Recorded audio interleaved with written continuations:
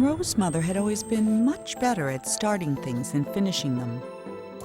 When she died, she left behind over 300 canvases, not one of them finished, along with Monroe, who felt pretty unfinished himself.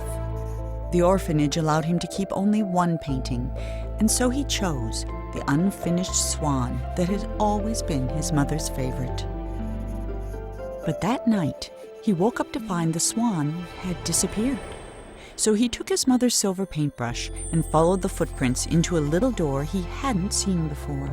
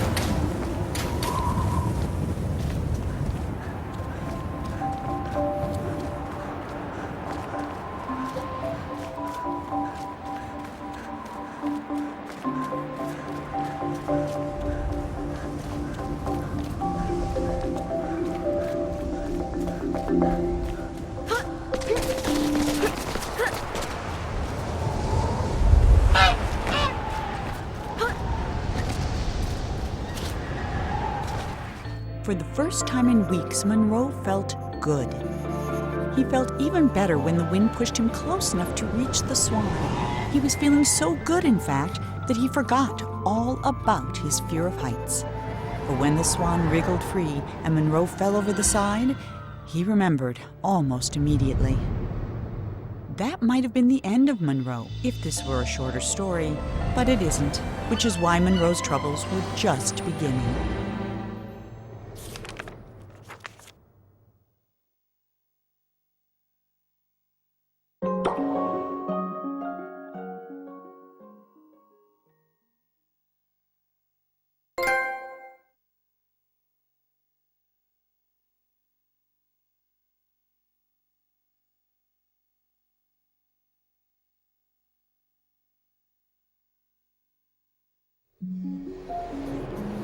Monroe scrambled out of the water and found himself in a massive city with no sign of the Swan or anyone else. Well, except someone's enormous pair of feet. These were attached to a giant who could have been a big help in catching the Swan, but unfortunately, here was the laziest giant who had ever lived, and it was his day off. Having celebrated in his usual way, he was now sleeping it off and quite unable to hear Monroe yelling. While he was looking for a way to wake the giant, Monroe noticed something even better: a floating ship.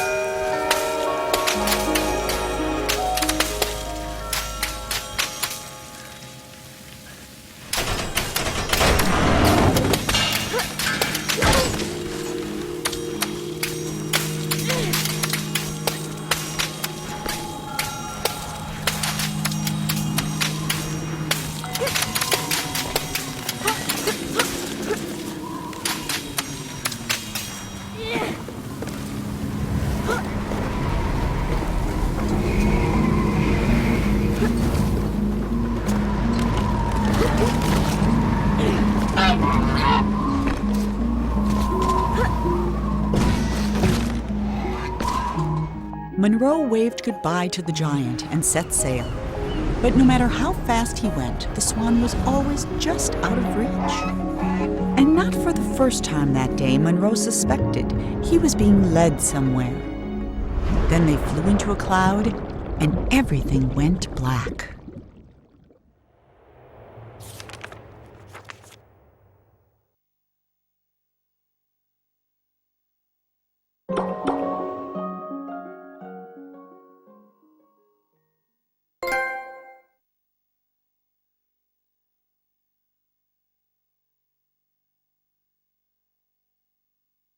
Monroe sailed on in darkness following the swan's voice, but he never saw a thing. Not the stars, not the swan, and certainly not the tree he got stuck in. When the clouds lifted, the swan was gone, leaving Monroe alone in the middle of an immense forest. Since there was nothing else to be done, he jumped.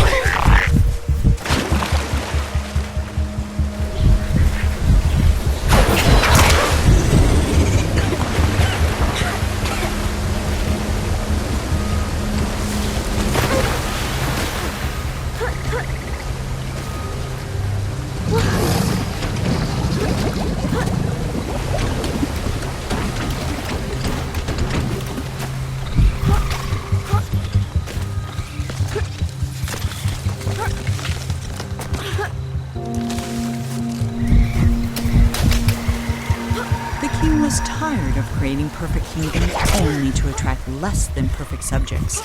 He decided he'd have to leave a legacy the old-fashioned way, with a family. So he began to build one, starting with a house. The king had never had much luck with people, so instead of trying to find a wife, he painted one. When she opened her eyes, the king was astonished. He had created a female version of himself. The king was in love.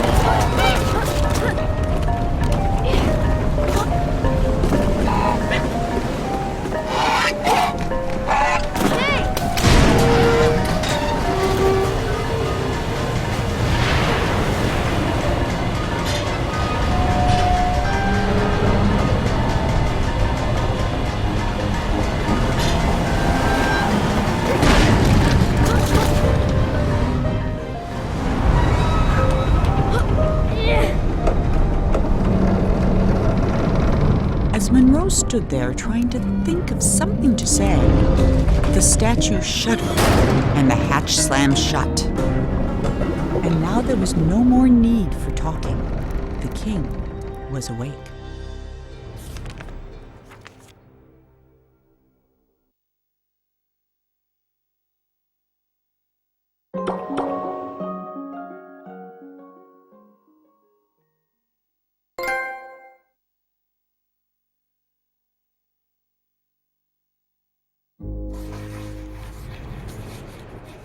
Ah, it's you, the boy from my dream. What a strange dream it was. My life's work was being destroyed, and all I could do was watch. Come, sit here by the fire.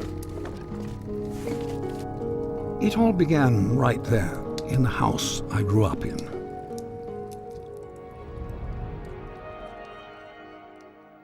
I heard a heavy knocking at the door. just like on the night I left. I opened the door, but there was nothing there, just white space. But when I got outside, disaster. Some miscreant had painted everything.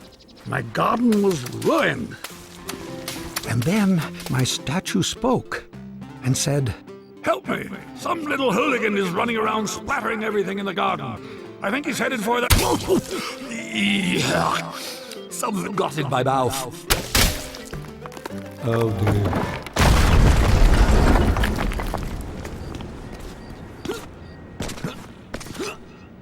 I saw my unfinished labyrinth, abandoned and forgotten, and then the credits appeared.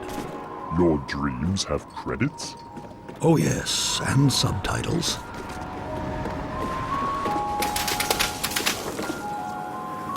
And then I saw my beautiful city strangled by those disgusting vines. I built it to stand 100 lifetimes, and instead it'll be buried in one, a monument for weeds.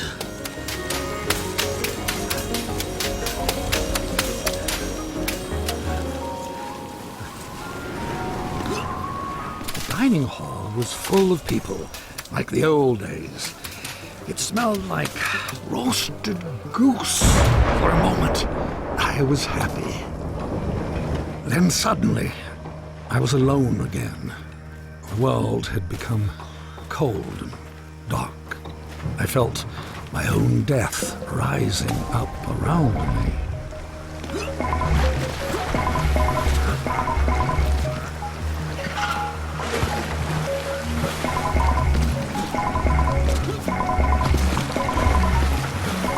I floated past chunks of the house I built, or started building. Scarcely 10 years later, and the whole thing was in ruins. My works were meant to last forever, but most of them will be gone before I am. I was at a funeral. My own, as it turned out. No one was there, except you. I saw my monument, my last hope of leaving something that would live on after me. And I began to walk towards it, and with each step I took, I got larger. I just kept growing and growing, like a teenager. With a gentle push, my monument crumbled and sank. I saw my life's work laid out in front of me. Soon it would crumble into dust, or be painted over by someone who would come after me, the same way I painted over what was here before me.